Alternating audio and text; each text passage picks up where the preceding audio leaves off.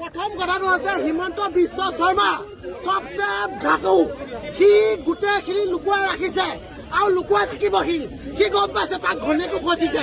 ফচাৰ কাৰণে সি এনেকুৱা অৱস্থা কৰি আছে জুবিনক এতিয়ালৈকে ন্যায় দিয়া নাই কিহৰ কাৰণে ন্যায় দিয়া নাই সি ইমান দিন হৈ গ'ল সি লুকুৱাই আছে কিহৰ কাৰণে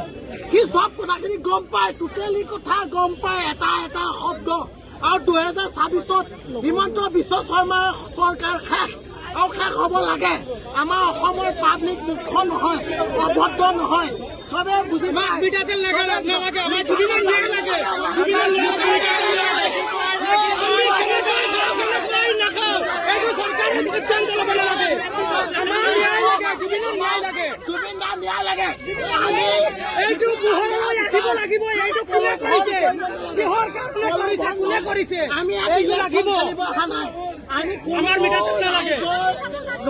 আমি নিজৰ জুবিন